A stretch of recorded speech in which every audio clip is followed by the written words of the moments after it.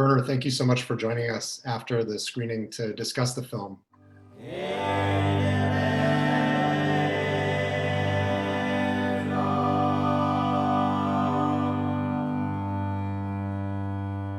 You photographed this movie yourself. You spoke to this fact a bit in the introduction.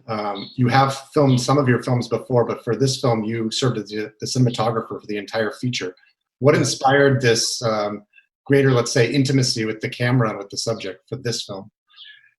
There were various reasons. One, of course, was I wanted to be unobtrusive, invisible. It's a small camera with 4K, but very good plugs for radio mics or other mics. Very professional.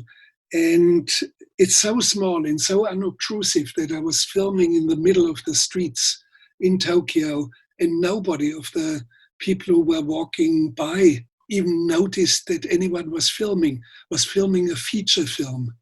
Of course, Japanese filmmakers always complain it's very hard to get shooting permit in Tokyo and in some places like the platform of the bullet train. That's completely invented by me, this scene there, like many other scenes. But it's a high security area and surveillance cameras all over the place. And I knew I had only one chance to do it. So with the 3 actors, I rehearsed the scene on a different level. And we were rehearsing among tens of thousands of people milling around. In the middle of them, we were rehearsing. Then we went down to the platform of the bullet train and I looked out. The train was coming in. That was the signal and I said, go. And I started the scene. The train stops exactly 60 seconds and it takes another 10 seconds until accelerating, it disappears. And I knew I had only one chance. And while I was filming, 30 seconds into it, I saw with my free eye there was 4 security guys rushing in on us. But they were confused and they called for backup.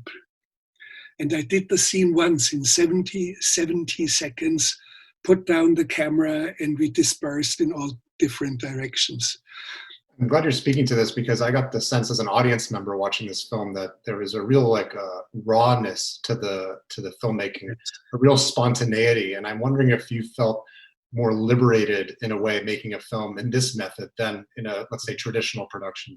Yeah, sure. It was a sense of liberating yourself, a sense of going out there and capture whatever you would find. And so many of the sequences are not actually stories that Yuichi Ishii would tell me. I listened to his stories for 2 afternoons and he helped with casting from his agency with actors and agents. But much is invented. Almost all the film is invented that are not part of family romance daily business, like the excursion to the north and there's a phone call to the wind. And I had heard after the tsunami that somebody put up a phone booth where you can call the family members and friends who have disappeared in the tsunami. And actually people use it and I've seen it. And there's some sort of a logbook and you write in and you write wishes in for the departed and those have been lost. So it's very heartbreaking. And for example, the oracle, she's a very famous oracle in Japan. And I was so fascinated about this phenomenon. And of course I was fascinated by a lottery winner, but it's invented, who wants to have this great experience once more. Or for example, the Hedgehog Cafe, the bullet train, the robot hotel. Robot hotel fascinated me and I wanted to have it in it. Not just robot hotel, but also robot fish in an aquarium. Not only do we rent human beings, very soon much of it will shift to robots, to companion robots. In The Mandalorian, I played a very small part in it and they had a little robot. I mean, not an automatic robot. It was remotely controlled by two experts who would control the movement, the facial expressions. It was a phenomenal achievement. And I kept saying, look at this, how it's heartbreakingly beautiful and it touches your heart, although you know it is a little machine. It's not so much industrial robots. Of course, it will have a lot of future in drones and all sorts of things, robotic warfare, that's coming big time at us. But companion robots is something which is very, very big. It will come. And upon learning of this unique client service provided by Family Romance, what was it about this entity that struck you as a great subject, a subject for the cinema and not just something to learn about? Well, the big thing is a fundamental question of human existence. What is lie? What is truth? Everything in the film actually is in a way a lie or performative. It's a performance. Everything is staged. Everything is not true, and yet it has a truth in it, strangely enough. Of course, we have to ask ourselves about our own lives. How much of our own life is performative? And the real big question is how much truth is in all this and how much is fake sometimes necessary as a benign element for human survival. There was something very interesting. NHK, the Japanese official TV station, did a report on Yuichi Ishii. And they asked him, apparently, I don't know the details, apparently they asked him, could you give us an address of somebody who has been your client, who ordered your service? So he gave them an address. Later it turned out that he was also an actor, an agent from his stable, so just from his agency. And NHK apologized in public, which is really a big thing in Japan. And now, I may invent it now, but it may be the truth. Yuichi Ishii apparently defended himself. If I had given you the address of a real client, he would have been somehow embarrassed about his solitude and he would have given you only half the truth. But sending you an imposter who has done this job 200 times, that one would give you the real deep truth of everything. Now, you're no stranger to working with actors who are, let's say, tasked with blending their off-camera personal being with an on-camera character. How did you work with Yuichi Ishii and the young girl, Mahiro? Yuichi Ishii helped me with casting on 2 afternoons from his agency. We invited for each part about 5 different people, and he was so good from behind the camera to engage them in certain scenes and dialogues that I said to him, Ishii-san, you have to be my leading actor. And he said, yeah, well, I'm not an actor, and I said, but that's what I do. I'm a director and I know how to make you a very convincing actor. And he was quite okay with it. And we discovered Mahiro in the second session, and it was just immediately clear to me, don't search any further. This is like striking gold. She was so good. But of course, she needed guidance. When she meets him the first time in the opening of the film, he stops her and she has secretly made photos of him. And she says, you're my dad. And so I said, no, we have to repeat it. You are so shy. You're so shy that we barely can hear you. You only whisper. And only later in the film, you gain confidence. And only later, for example, there's a scene in the park where she shows her father the Instagram photos. And she's much more confident. And of course, it goes too far for an engagement like this, because she starts to love him. And what is really a disaster is that her mother also falls for Ishii. So, but of course, this is storytelling. It's my storytelling. It's not what happened to Ishii.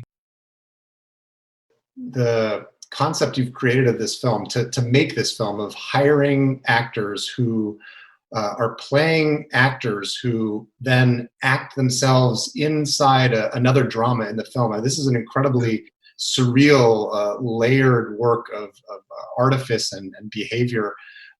Did you ever get lost in what was real and who was acting and what layer of reality was before your camera? Not really, because I invented all the scenes and I staged it and I described the scene in great detail with the dialogues that had to come. But I never listened through some earphones to simultaneous translation. I wanted to be so close that I could sense, oh, this was good now. This sounded authentic. And the funny thing is that some professional reviewers even believe it must be a documentary because it's so authentic. But I think it's a badge of honor, meaning that they're so well directed and they're acting so well that people even believe it's a documentary. And when you're directing a scene and not understanding the original language, is there something that goes beyond language you're looking for from what's before you? Yes, that's a good question. I try to look into the soul of human beings, into the soul of Japan, but it's not only Japan, because this phenomenon about truth and performative life and all this, it's worldwide a phenomenon. And it concerns every one of us in a way. And I do believe that this kind of renting out people who help you along in moments of solitude is going to be big time coming, because aging populations in the industrialized countries, they create an enormous amount of solitude. And I mean existential solitude. And it's very strange because in the beginning of the 1980s, when we had the very first cell phones, I mean, not smartphones, but where they were advertising, you can make even a phone call from the beach and call your friends and so on. And I had the feeling, and I expressed it, and I said, with the explosive increase of tools of communication, meaning television, radio, cell phones, and internet wasn't there yet really. But it was clear it was coming at us. Something was coming at us. We will be more connected, but the more we are connected, the existential solitudes will increase. And I said the 21st century, 20 years before it started, the 21st century will be a century of solitudes. And in a world where possibly everyone is playing a role or everyone is renting someone to stand in for another human being, how can we find out whose love is true? What relationships are real? Well, it's as difficult as since the dawn of man. In my life, and until today, there are two things that guide me into the essentials of real life. Pura vida, as the Mexicans say. It's not purity of life, it's essential, saturated, wonderful, full life. And one is traveling on foot. When you travel, but nobody does it, so I cannot really advise. And I mean long distance traveling on foot. And I would do it as I'm a lazy bum like everyone else. I do it for existentially important reasons. I traveled on foot once from Munich to Paris because an old woman, my mentor, was dying and I wouldn't like to see her die, and I walked on against it. And those are the reasons why I would travel on foot. And the other one, and again I will speak to deaf ears, is reading. Read. I do not see many films, but I do read.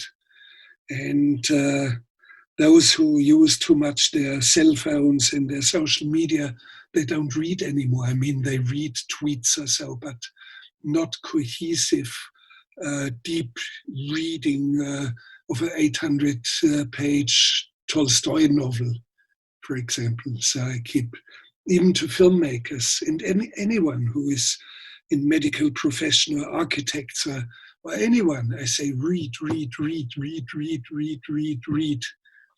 And after that, watch a few movies. On a closing note, if you had to use the services provided by Family Romance, what kind of role would you be renting someone to fill? Oh, that's an interesting question. Well. I probably would rent somebody who is seriously into something I'd love to do. I live in Los Angeles. Nobody speaks my dialect, Bavarian. I would like to rent somebody who speaks my dialect, and number two, who knows how to handle a soccer ball. I would like to go out in a park and kick wildly and swear in Bavarian. Well, Werner, thank you so much for spending time, and thank you for the film, and thank you for the discussion. Yeah, and all the best to all the viewers. Good luck to you.